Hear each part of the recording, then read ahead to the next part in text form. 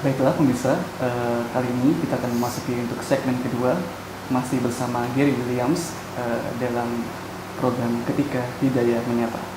Well, Gary, can you explain the process about you convert to Islam once again? Well, the details about the process, I mean. yeah. Once I'd really thought about it, put thought into it, this is what I want.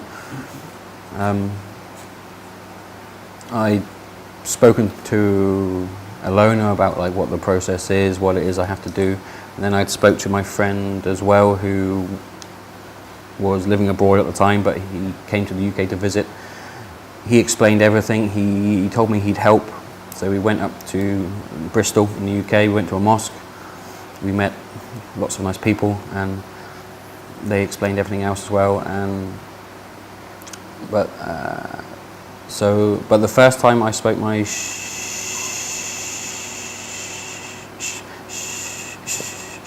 shahada, sorry, hard to say, I was on my own, so I thought it was the right time, and there wasn't anybody there, so I spoke it on my own, and that's when I really started to think of myself. Did you say the shahada when? That was early 2010. 2010. 2010, yeah. In Indonesia, in Jakarta? Or? That was back in the UK. Back to the UK. Yeah, that was it. Yeah, I hadn't been here then. I came to Indonesia in 2010, but that was later on. You back to the UK? Yeah. So at that time, I hadn't been here yet. So I'd only been in the UK. Where in the UK you decided? Where city? Or Moscow, something like that? No, well, the first time it was on my own, so it was just at my home. At your home? I just spoke it myself. Spoke myself? Yeah, yourself? Yeah. I spoke it myself. Yeah. There was no other people. There was no imam, but I just wanted to speak it for myself. It kind of like it was only for me to really the first piece, a step. Okay, Gary, I think it's quite interesting. Why you take the shahada for alone, yourself, not you have other friends can help you, or? They're in the area I'm from, which is right in the bottom of the UK in the south. There isn't really any people you can talk to. There is one small mosque, which was about maybe half an hour to an hour away from my home. And apart from that, the next nearest mosque is a long, long way. So it wasn't as if there was anybody I could go and speak to. Only online, of course. So at the moment you became embraced to Islam, yeah? Yeah, that was the first moment when I thought, right, this is it. This is what I want. Really, that's not guide you to taking shahada, just from yourself, yeah? Yeah, that was only for myself. And then the first time I'd done it officially, I had it all recorded, was before, when was that, 2010 as well, but later on. Later on, yeah. My Muslim friend had come from Arabia to the UK to visit. Oh, really? Yeah. He's the one who introduced me to a lot they of... can help you for that. Yeah. Something to learn more about Islam. Yeah, he helped a lot. He took me to an Islamic bookstore, so I got some books, lots of things to learn about Islam. I went to my first mosque. He introduced me to some people there. It's a place he lived in the past, so he knew quite a lot of the people. So, what the city in Moscow? Bristol. Bristol, yeah, in the UK in the south. So, yeah, okay, Gary, what do you feel after embracing to Islam? How do you feel? Once I've been welcomed by everybody, it felt really good, nice. It was fantastic.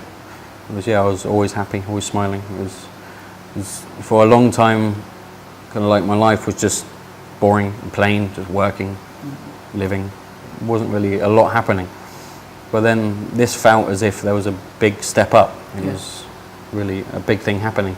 So I was really happy about it. It was fantastic. That is changed you all about about uh, to know again there about your life, and now you became to prayer, to work, and then something else. Mhm. It's a very impact for you. In my life, there wasn't a major impact in my life to start with, because I was still living in the UK. I still had to work and do everything, but really the only impacts were I was having to learn to pray, which took some time, maybe 6 months to learn 6 months. all the words, everything I had to say, all the Arabic that was needed. And then the first year as well, 2010, I was fasting.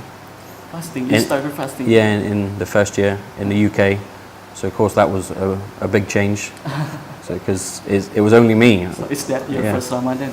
Yeah. I was in the UK, but how do you feel? it was odd at first because I was the only one. Yeah. But it kind of made sense as well. It was. Are you after your embracing to Islam? Are you stay living in your family, or you just move to your apartment or something like that? I was already in my own place.